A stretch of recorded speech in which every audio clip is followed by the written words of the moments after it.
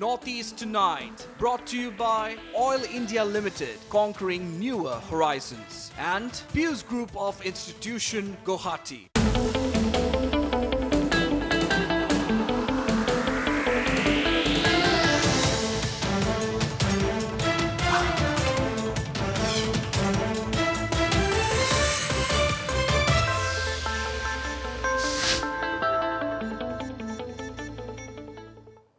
Hello and welcome to Notice Tonight, the show that decodes the region.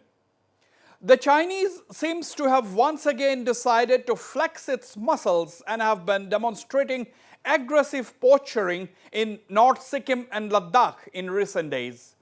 The situation has escalated to the extent of troopers from both sides engaging in fisticuffs and even stone pelting. A young Indian Army captain is among several soldiers on both sides to have been injured in the recent confrontations in the Himalayan heights above 15,000 feet. Now, several questions arise. Why is Beijing suddenly going aggressive along the border? Is it an attempt by the highly unpredictable Chinese to divert India's focus away from the battle against COVID-19?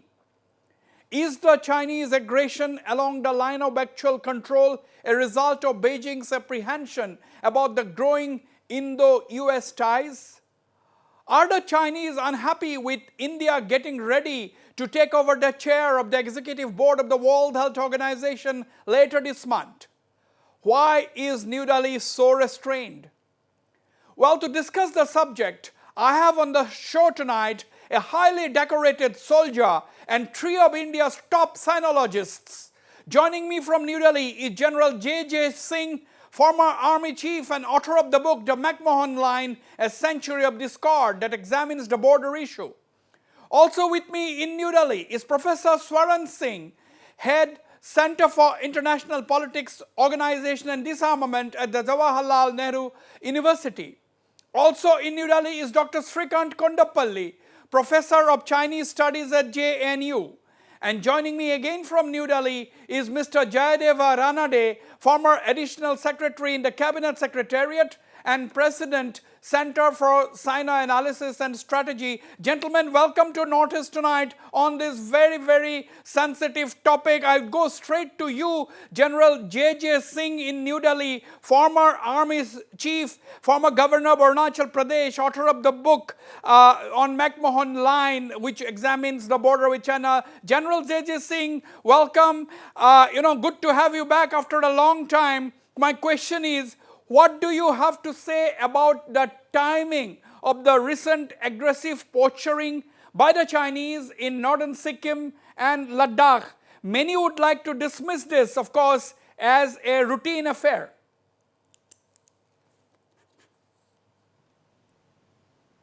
General J.J. Singh. I think, Wasbir, it would be wrong to just say that it is a routine affair, because there seems to be some synchronization between the actions in Nakula as also in the Galwan Valley area.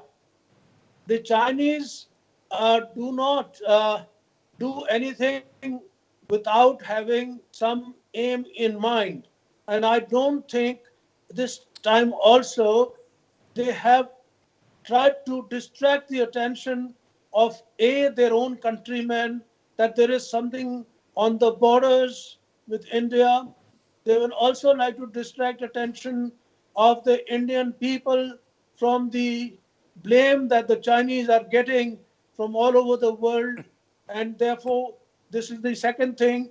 And the third point I would like to make is that they do not want India and USA to collaborate in an effort to counter both the corona pandemic as also to ensure that the matter is properly investigated as to how and where and when this pandemic started. Okay, very interesting opening remark, Professor Swaran Singh, by the former Army Chief General J.J. Singh. He does not consider it the aggressive poaching as a routine affair. He says the Chinese could be really upset with the growing Indo-US ties and must be trying to, distract attention and not allowing a joint effort at fighting the pandemic. I think rightly, many experts believe that Chinese are inscrutable and it is not easy to understand their mind. Let me say what we already know of Chinese have agreed with India. For example, in 2017 in Astana, Indian President agreed, and that is known as their axiom since then, not to turn differences into disputes. Right. Then next year in April 2018, they met in Wuhan and gave another clear signal that they will directly provide strategic direction to their forces to ensure peace on the boundary. This was again reiterated last year in the Mamallapuram summit of President Xi Jinping and Prime Minister Modi. Now, that is repeatedly the sentiment at the highest level, what explains this increasing frequency of pushing, shoving, kicking between Chinese and Indian soldiers at multiple places on the line of actual control? There are multiple explanations. One explanation is that there is a growing dissent inside China, including in People's Liberation Army, as far as President Xi Jinping's leadership is concerned. And many of them wish him to go back to Deng Xiaoping, saying, hide your time and bide your time and don't claim leadership, whereas Xi Jinping apparently has been far more assertive. So that could be one reason where PLA is trying to move in a very different direction where President Xi Jinping wants to go. Second explanation could be that China in last 30 years has already built thousands of kilometers of road on their side of line of actual control. Right. And they do not want to see India doing a similar exercise on Indian side of the control and want to keep disturbing this kind of equanimity to make sure that at least these projects get delayed or they can browbeat Indian side. And I think equally interesting explanation could also be the fact that it is part of general understanding of Chinese sovereignty, where they do not accept any foreign criticism or domestic dissent, and they think today they are in position to impose that kind of sovereignty and reclaim territories which they think are there. But it is surprising to see that at this moment, when the whole world is rising against China on the issue of COVID-19, that China should continue doing this. So it appears a kind of a dichotomy between where Chinese leadership wants to go and where perhaps the forces on the ground wish to indicate they are going. But it is also important to understand that Chinese and Indian forces are very potent forces and these things could escalate anytime. But in last 6-7 years, as the frequency has increased, they have continued to maintain enormous restraint on both sides. Yes. And it's at best only kicking, shoving, pushing. And that shows that there is a certain calculated way of communicating something with each other. And I want to close by saying that this perhaps has come to be a method of signaling each other the displeasure that they may have, that sees hundreds of ingressions on both sides. China claims ingressions by India, India claims ingressions by Chinese. Only about 2 to 3 times every year, this kind of pushing, shoving, kicking moves on. So one can see in the long run, there is an escalation at a very slow motion move here. We need to really begin to understand as to why Chinese are doing it. Absolutely, absolutely, Srikant. Absolutely, I'm going to Srikant Kondapalli. Thank you for the very, very incisive opening remarks, Professor Swaran Singh. Let me go to Professor Srikant Kondapalli, Professor of Chinese Studies at JNU. Dr. Srikant, what do you make? How are you looking at the, Chinese adventurism, if I may use the word, the transgression, aggressive transgression in North Sikkim and Ladakh? Because, a lot of people think it is deliberate. A lot of people think that, it's a routine affair. I think there is a certain pattern to this method in madness. For example, the Central Military Commission of China and the State Council, which controls the Defense Ministry, they have sent circulars to the PLA, the People's Liberation Army, in order to protect what they perceived as sovereignty claims, sovereignty interests. And since then, 18th Communist Party Congress in 2012, as well as the 19th Communist Party Congress in 2017, Yes. subsequently, 2 foreign affairs work conferences and 2 white papers on national defense in 2015 and 2019. These have asked the PLA, directed the PLA to consolidate their sovereignty claims. So the PLA is merely following what their political masters in Beijing have been ordering them to do. That is, in many of the gray areas, Yeah. for example, India-China border dispute has not been resolved. So essentially, that is the whole region is disputed region. But there are some gray zones. For instance, there are some 8 regions, pockets in western sector and 6 pockets in eastern sector, that is Arunachal Pradesh. These are disputed and the special representatives are discussing those aspects. So these gray Okay. zones are the areas of contest and areas that they want to fill up with dual use infrastructure projects for the past 10, 15 years. Okay, okay. We'll develop on some of these points that Professor Srikant Kondapalli has made. Let me go to Mr. Jayadev Ranade. Mr. Ranade, are you among those who regard the recent aggressive behavior by the Chinese as a routine affair resulting out of differing perceptions over the line of actual control? How do you view this? Not really, because firstly, these intrusions, the places where they have occurred, have not been places where the incursions have occurred with any regularity. So they are occasional intrusions which have happened with a long interval in between. Yeah. Secondly, I think we need to look at the bigger picture here, which includes China's claim, which has been restated very recently on Ladakh. Their claims, which I have read very recently in the last few days, on the Galwan Valley, where again there has been apparently a standoff as per today's papers, and their item, which I had referred to recently, one item on Paitu, which is their social media platform, where they talk about them being the only country which has not recognized, and I'm quoting them, India's annexation, quote unquote, of Sikkim.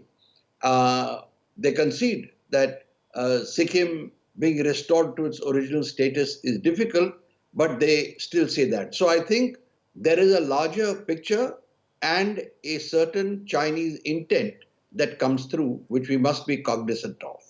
Okay, Chinese intent, that is the question that we are trying to decode. General J.J. Singh, once again I'm coming to you. General, in a vibrant democracy like us in India, opinions vary drastically. Now, many feel it could be a diversionary tactics by the Chinese to shift India's focus away from the battle against COVID to that of the border. Do you think that could be the strategy, General Singh? I agree with you, Wasbir, that the Chinese have always tried to do some actions of this sort whenever there is something happening, some event is happening, some important meeting is happening. For example, the issue of the Dem Chowk and Yeah. the issue of the uh, border areas when important meetings between the Prime Minister of India and the President of China taking place in Ahmedabad. So there were incidents even created at that time. So the Chinese have a strategy of trying to uh, deflect the focus towards the border so that they try to make a point that the border is disputed. Now, I am tempted to ask this question to you, General. We shall not go into this debate, but I am tempted to ask you, do you believe that COVID-19 could actually, be a bioweapon? Could COVID-19 have been made in a lab at Wuhan? General Jai Singh. Wasbir, again, on this, there are a lot of various viewpoints which are emerging. We would like this to be investigated thoroughly because we don't want such an catastrophe to take place again because we are not yet over. We don't even still know how more or how much more the pandemic is going to affect the world. At the moment, it is quite serious, and we have had more than 5 million people affected in the world. I think that it also is got some links with the Chinese Institute of Virology, where they were probably doing some experiments. It is quite possible. It's quite possible that it may have been a mistake there or accident. We will still not be sure till we know the details. All right. Professor Swaran Singh, that is not the debate that we are going to do, whether it is a bioweapon, but it is interesting, at this time when the entire world is battling COVID, it started in China, India, we are now trying hard to control it. There should be, flexing of muscles by the Chinese. Now the issue is, the Chinese are upset with India over many things. What are some of these things according to you? Is it the Indo-US ties? Is it the quadrilateral ties between India, Japan, US, Australia, or is it something else? I think, Basveer, you have hit the hammer on the nail here. I think when I was saying that border skirmishes and ingressions have become part of signaling displeasure, I think it has a direct correlation to how India is gradually inching closer to United States and its friends and allies. Yeah. India has joined the Quad at ministerial level. And you see the result now that an important official who's in charge of South and Central Asia in State Department of United States has so quickly made a statement on China's incursions on India border. Yes. Now that itself is perhaps more disturbing to Chinese than the fact that what we are doing on the border, which of course also is disturbing. If our infrastructure on the border is improving, they would really want to delay it or discourage it as much as we can. But I heard General J.J. Singh's comment on COVID-19. And I want to add a small point here, that whether COVID-19 was a intended bioweapon or not, but the way nations have handled this pandemic has proved it really a potent weapon for Chinese, because they've already recovered from it, as they claim. Their factories are churning materials out now. Whole world is going to have an economic hit from this, but relative hit on China is going to be perhaps less. So in that sense, there is a direct positive spin-off of it on China. And I think that itself also emboldens China to really do some of these things at parallel, while China is supplying nurses, doctors, medical materials, equipment, all kind of stuff to 150 countries. Simultaneously, you notice from South China Sea to Indian border, they're constantly also continuing this bullying exercise. Absolutely. Which I think is a sense that comes out that China is going to reclaim larger territory in international structures and decision-making post-COVID-19. So that could be one broader vision that the entire nation of China has. Okay, but I would yes, still look at this as a dichotomy. I'll still underline that dichotomy between what President Xi Jinping continues to agree with India and what his People's Liberation Army keeps doing on the border. And that dichotomy is important, because ultimately these crises get resolved every time through diplomatic diplomatic means are used to resolve it every time. Right. PLA continues to do this. This is a very significant point that Professor Swaran Singh is making, because viewers, we have to remember that when Xi Jinping was visiting India, when he was in Ahmedabad, when Prime Minister Mr. Narendra Modi was hosting him, that was the time when the People's Liberation Army escalated tensions along the border. So this is just one example, and there are a lot of other examples on that. Let me go to Dr. Srikant Kondapalli. Srikant, in this backdrop, one would definitely be a little bit curious as to know why is New Delhi in no mood to escalate tensions and dismissing the face-offs by the military on both sides as routine. Responsible officials in the Indian establishment saying that these are routine matters. Since the Wuhan meeting in 2018 April and the Chennai Connect in October last year, there has been the strategic leaderships of India and China. They are suggesting to their armed forces that there should be a restraint. Instead of fighting a war, they should resort to CBMs, confidence building measures, and resolve the problems at the local region itself. So we have some border personnel meetings at 5 regions, and this has been now increased to about 7 regions. So the local troops, if there is a transgression like the one that we are witnessing in Galwan or in Nakula in Sikkim, in these regions, they will apply the CBMs and then resolve the problem at the local level. This is because at this moment, or even before, there is no way India and China can fight to resolve the territorial dispute because both have huge industrial capacity and military capacity. Absolutely, absolutely. Mr. Ranade, the Chinese official media has directly accused India of transgression and building defense facilities, and they have gone to town with this allegation.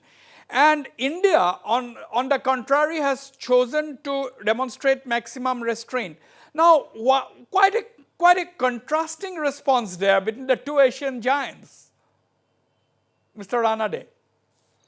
Well, there are two reasons that come to mind straight away. The first is that we have always followed a policy of not antagonizing or provoking any of our neighbors, if you look at it.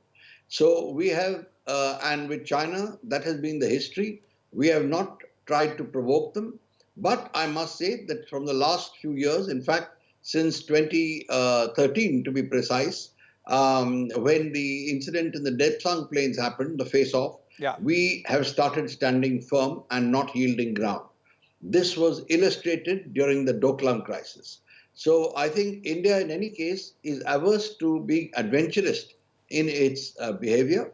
As far as the Chinese are concerned, I think there is a sense of confidence in China vis-a-vis India that they have got over the coronavirus pandemic and India is in the throes of it, and therefore they are in a stronger position. Okay, General J.Z. Singh, what is your take on these contrasting responses, by China and India?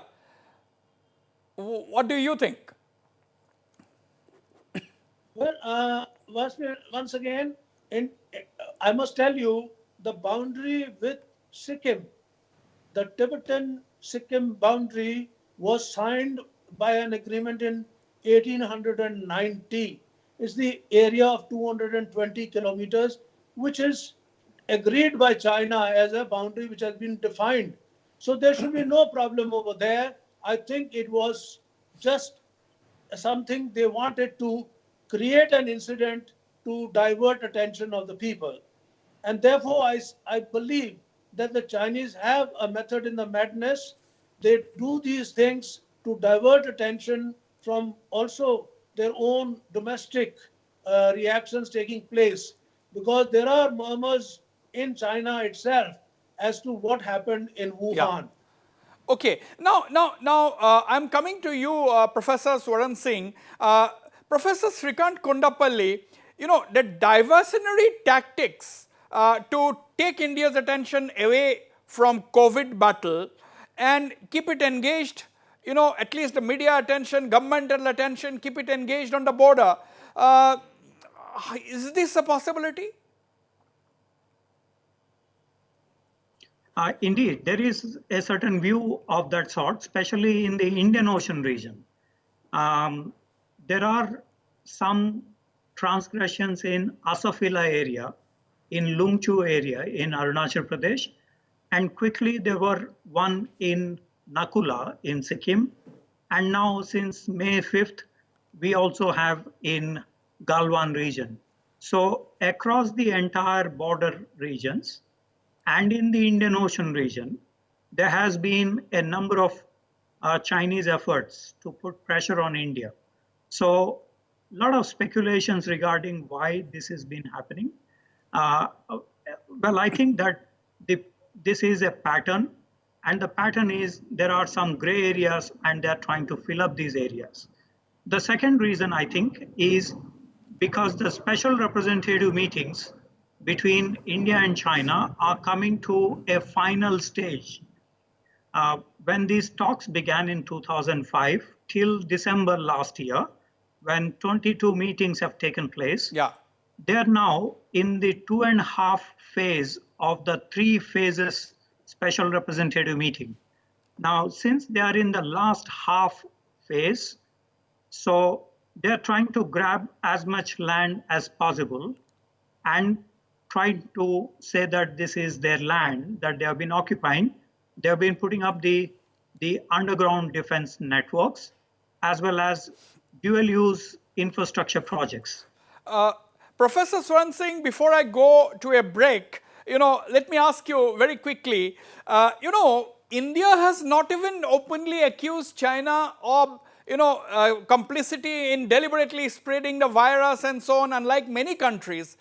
Now, in view of this, instead of being happy about India's role, they are creating this trouble on the border and going to town accusing India of transgressions and so on. I think this is a bilateral exercise. It's not only Chinese accusing us of ingressions. India often talks about Chinese ingressions as well. But you raised an important point. Why has India not been part of that campaign against China, where we are talking of China must pay, blame fixing, this being a bioweapon? That is again a clear reflection of India's increasing pragmatism in foreign policy, which is where we understand that it is fundamentally a growing asymmetric relationship with China. Okay, but that relationship. In asymmetric relationship, both sides have their strengths. So it's an increasingly asymmetric relationship where India is trying, where it can maximize its advantages. So, for example, when 125 nations joined that letter, that paper for World Health Assembly, India also joined that. But India would hold restraint in confronting China directly. And China also, likewise, you see, is only signaling India repeatedly on the border. It cannot afford to raise confrontation with India because already the rest of the world is against China. So it's a bad time for China to pick up any direct war or conflict with India. But as Srikant, I heard Srikant say this is part of the pattern. And pattern is that in the last 40 years, China's economic leverages particularly have grown enormously. And that has a reflection in its politics, in its culture, in its military strategy. We have to understand that it's a growing assertion of China. How we can manage and handle it, I think we are doing it fairly well. And Indian diplomatic corps, you see, is not raising hue and cry on this issue. Absolutely. They want this to be resolved within the closed door meetings or in mechanisms that we have already set up. So I think it's a time to stay alert vis-a-vis China, but there is absolutely no need to raise panic on this issue. Okay, we'll go for a short break, but this interesting, it's getting interesting because the theory that the Chinese could actually be trying to divert India's attention, nobody is willing to dismiss this theory outright. We'll go for a short break. Don't go away. I'll be right back.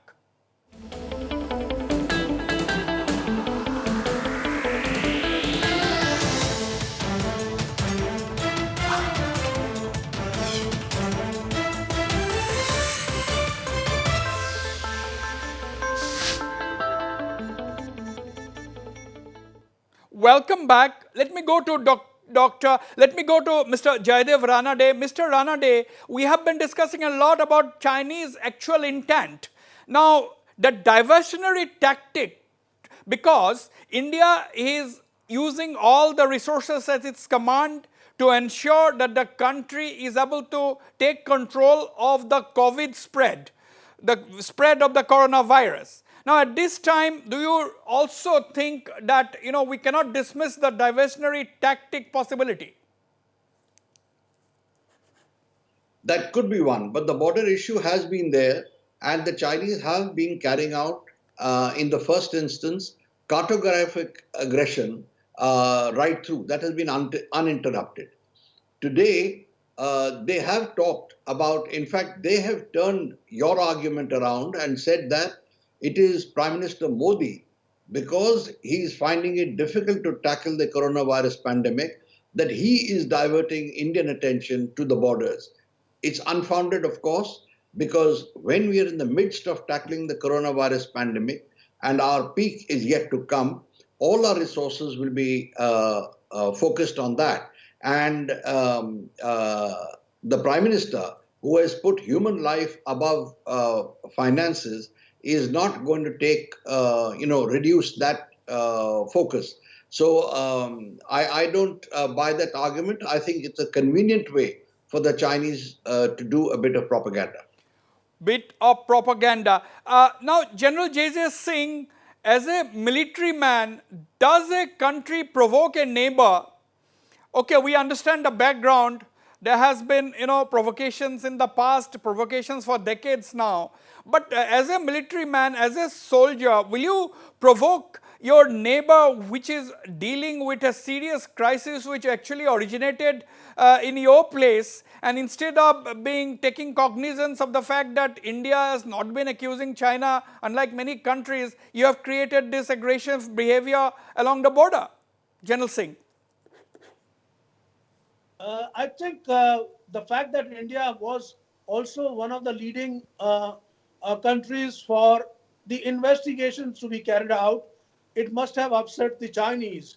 But Chinese by now should realize that India is going to take actions which are in our national interest, and we have definitely got many questions to ask because it has affected our country's economy, it's affected our society, it has Yeah. caused so many casualties, so many, and also a feeling of fear amongst the people that this kind of a virus can attack anybody and for which no remedy is visible at the moment. Okay. Now, Professor Kundapalli, could Beijing be really worried about, the Modi-Trump connect, growing Indo-US ties, emergence of a new quadrilateral power axis? Do you think, these are some of the great worries that China is going through at this point in time, apart from taking flack from all over the world over the coronavirus issue? There could be such concern in Beijing, but this is related to purely the territorial dispute between India and China. India can also accuse China of intensifying its all-weather friendship with Pakistan, Yeah. and also with the recent developments in Afghanistan.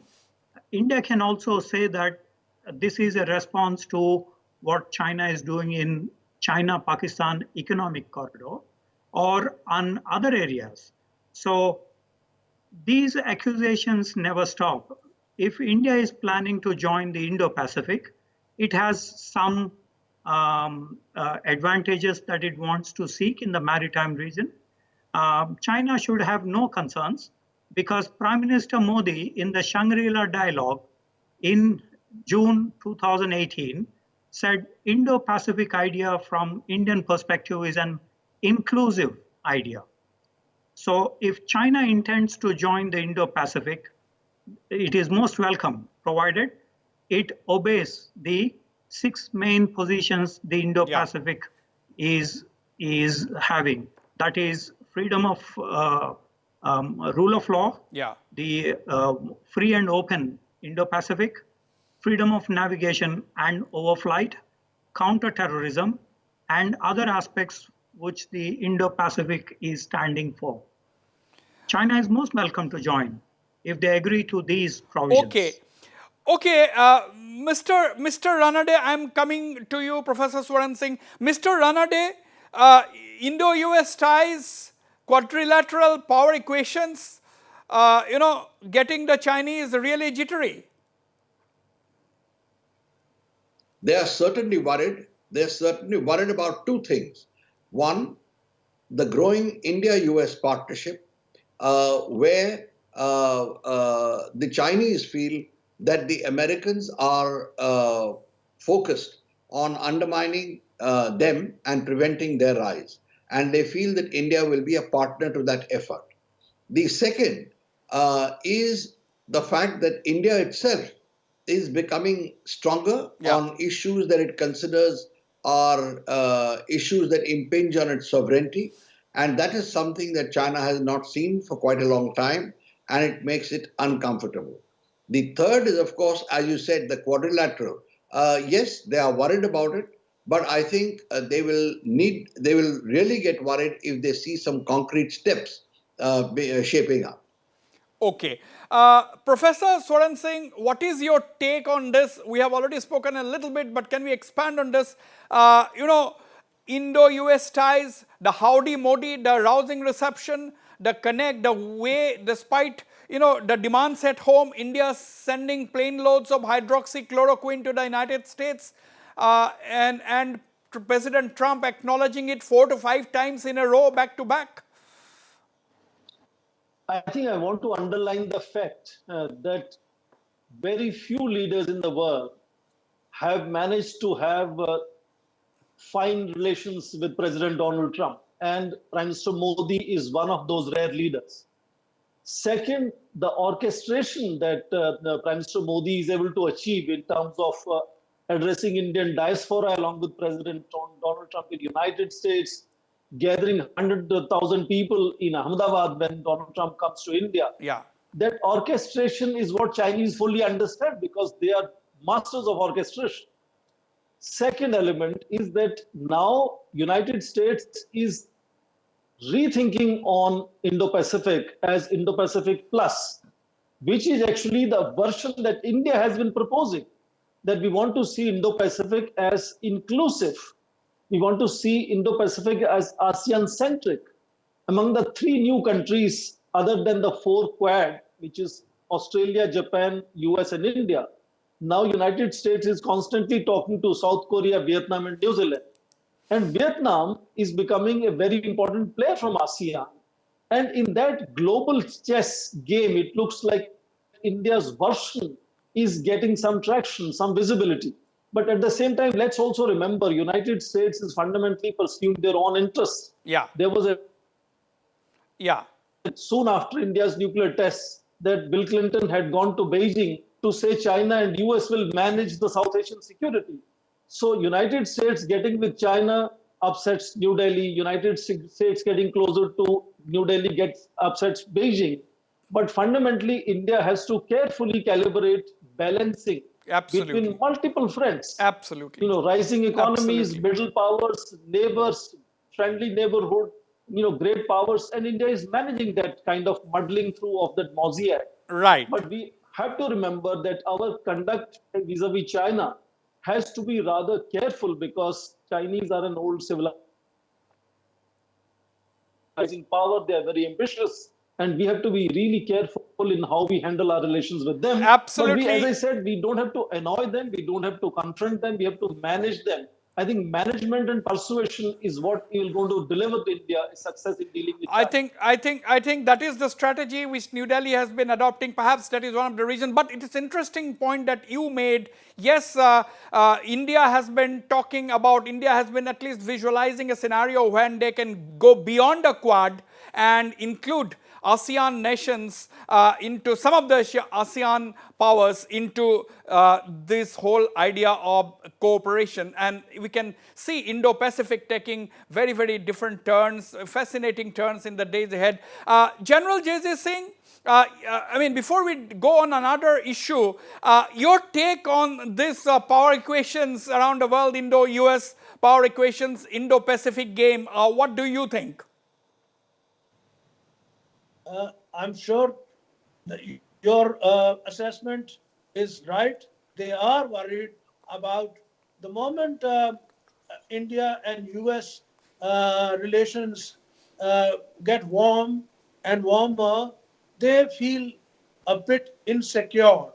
And also this quadrilateral between the four countries and the Indo-Pacific kind of an outlook which Yeah. is appearing now on the horizon is disconcerting them. And I'm sure besides this, I think the corona pandemic has given them an image which will take a long time for them to overcome. It's not a good image. Most countries in the world are quite, I would say, upset at this kind of a pandemic hitting them individually as also the world. Okay, let me go to Professor Kondapalli. Professor Kondapalli, how do you reconcile to the contrasting responses? We have talked a little bit on this before because that is something which is also making a lot of people curious as to know as to why India is adopting as Professor Swaran Singh says, it demonstrates India's very pragmatic foreign policy. It demonstrates India's pragmatism as far as its foreign policy push is concerned. But how do you look at it? The Chinese official media going to town accusing India and India maintaining a very calm posture. I think there is a certain reluctance in the Indian part to universalize all the problems with China.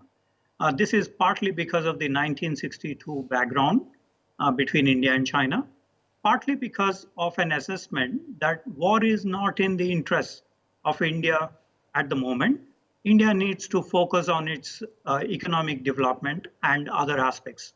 So in other words, there is a strategic assessment that uh, that you need to mend fences with China. Yet at the same time, Yeah. you need to stand where your sovereignty interests are.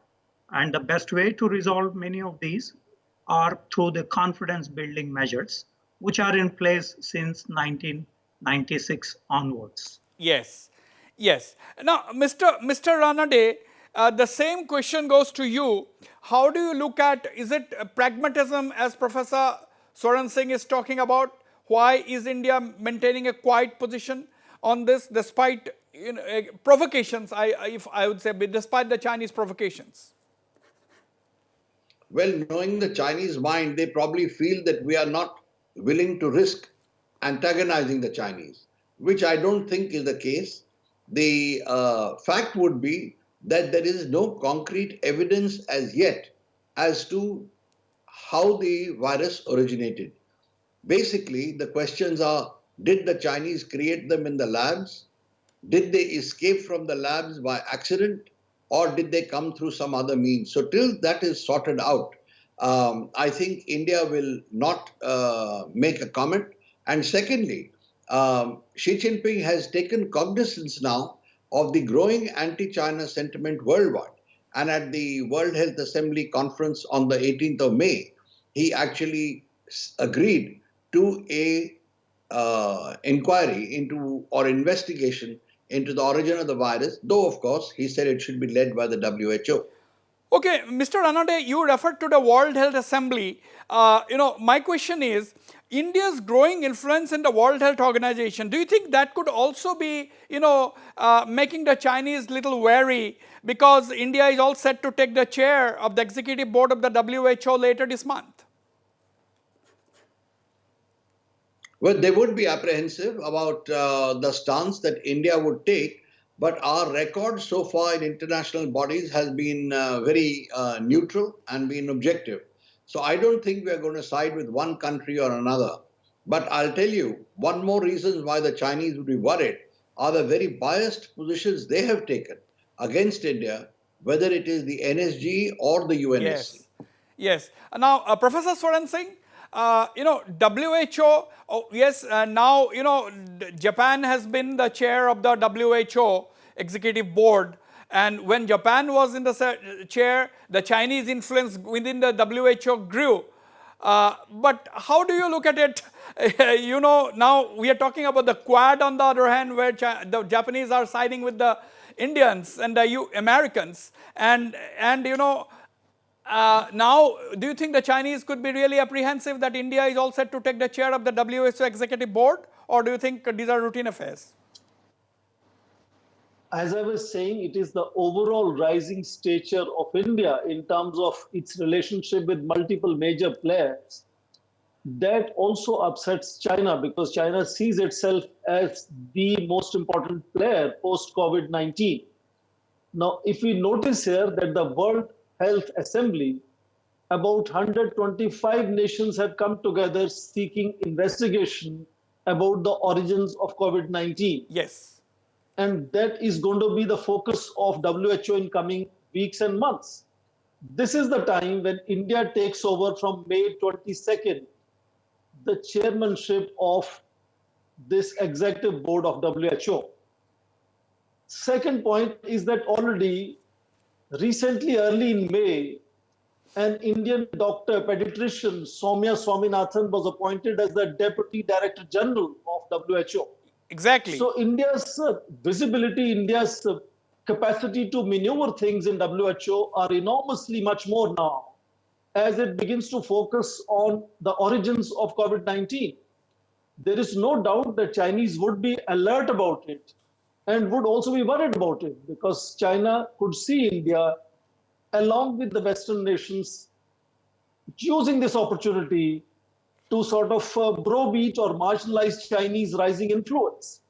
Because whole world today understands that post-COVID, China is going to be much bigger force, at least in economic terms, let me take this, than it has been so far. Yeah. And therefore, Chinese are aware as to how other countries are going to deal with it and what other avenues and opportunities other nations could use. And I think WHO's investigations in the origins of COVID-19 would be one.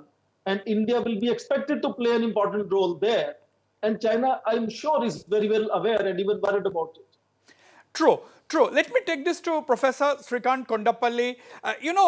Professor Kondapalli, WHO has been in the news. They have been accused of parroting the Chinese line as far as COVID-19 is concerned. We all know how the United States reacted and so on. And now that India, as Swaran said, India is in a dominant position. We have our own person as the Deputy Director General at the WHO, and India is set to take the chair of the WHO Executive Board. How do you look at these developments vis-a-vis the Chinese concerns? Well, as you know, the executive position in WHA and its influence on WHO, these are all professional bodies. Yeah. Japan used to be the chair till recently. Under Japan, the Chinese influence also increased, right? Yes, absolutely, yes. So Japan could not stop. Though Japanese Foreign Minister Taro Aso mentioned that the World Health Organization name should be changed to Chinese Health Organization, CHO, instead of WHO. He had a pun and probably his helplessness in influencing the WHO. This is a universal problem. As you know, President Trump had written to the WHO chief in giving a 30-day deadline for the omissions and commissions of the WHO. So there is a universal outcry on that link between WHO and China in terms of the outbreak of the virus, the origins, and what exactly the measures that China had undertaken before January 23rd shutdown in Wuhan, where 5 million people have already left to different parts of the world. Okay, now on to a slightly different perspective. Let's have from our panelist. General J.J. Singh, will COVID politics, according to you, alter global power equations and impact Sino-Indian relations in the coming days? Is there a lesson to be learned for the Indian defense establishment? General Singh. That I always have maintained. We must always be prepared and strong enough to deter any misadventure by our neighbors. And particularly now, if we have to ensure that our borders are secure, we must also ensure that our military modernization must be enhanced to the level at which we can be able to defend our borders as also ensure sanctity of our country. Absolutely, very, very well said, General J.J. Singh. I'm running short of time. Mr. Jaydev Ranade, the same question goes to you. How do you see global power equations panning out in the days ahead, after COVID? And do you think that will impact on our relations with our neighboring countries, particularly China? I think post-COVID world will certainly look quite different. And if I may mention to you three quick points. The first, I think this era of globalization Yeah. that we have seen and which has been tom-tommed or promoted by a whole lot of people now is on the retreat. I don't think we are going to see that kind of globalization where people are putting all their eggs in one basket and have a single source of supply of products. Much like India's pharma industry, though it's supposed to be a giant, they are dependent for almost 70% of the APIs from China. I think that's a thing of the past. It's not going to happen. Second, I think the power equations will certainly change.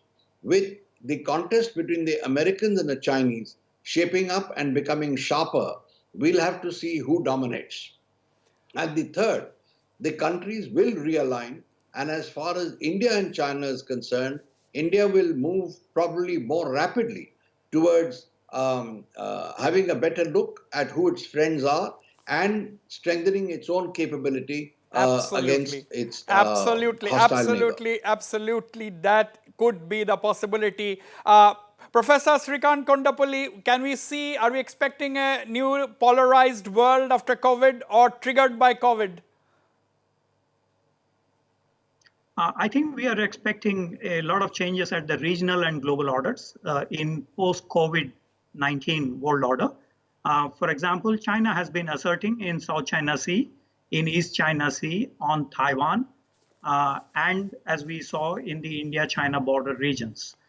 So it is very likely to see a more assertive China, and this is following the 19-party Congress resolution for occupying the center stage, as the work report mentioned at that point of time, which suggests that we are going to see a more assertive China in the Indo-Pacific region in the coming years, which means that other countries are likely to resort to multilateral pressures Absolutely. on China, like we just saw in the World Health Assembly, over 120 countries asking for impartial and independent inquiry into the origins of COVID-19.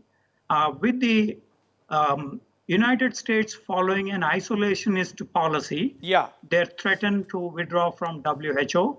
They already have withdrawn from TPP and from the climate change proposals, and they plan to withdraw from the Human Rights Council in the United Nations.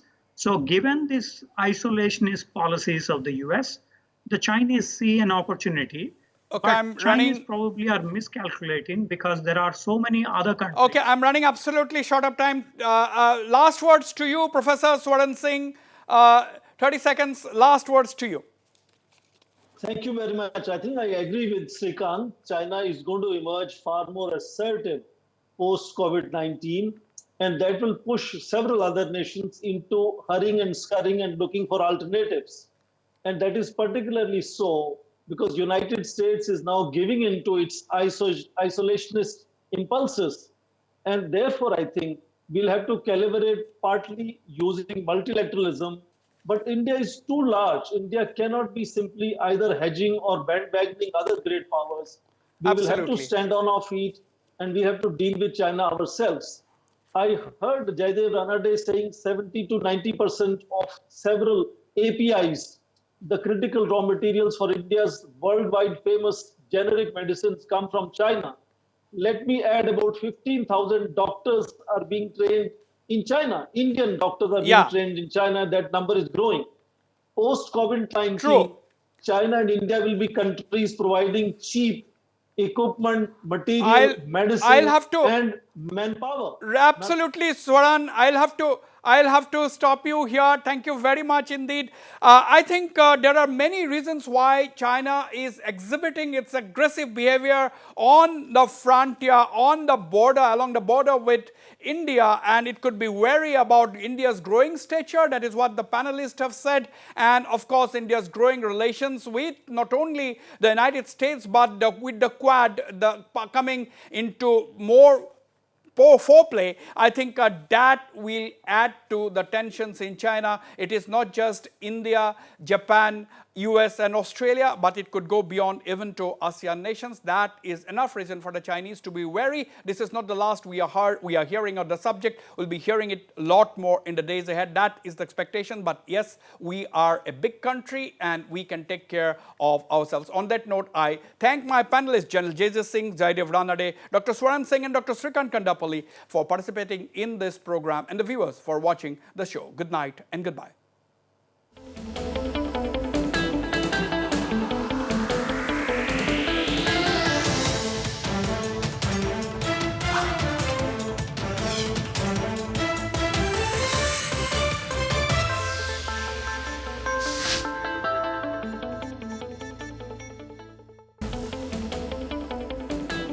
Northeast Tonight, brought to you by Oil India Limited, conquering newer horizons, and Pius Group of Institution, Guwahati.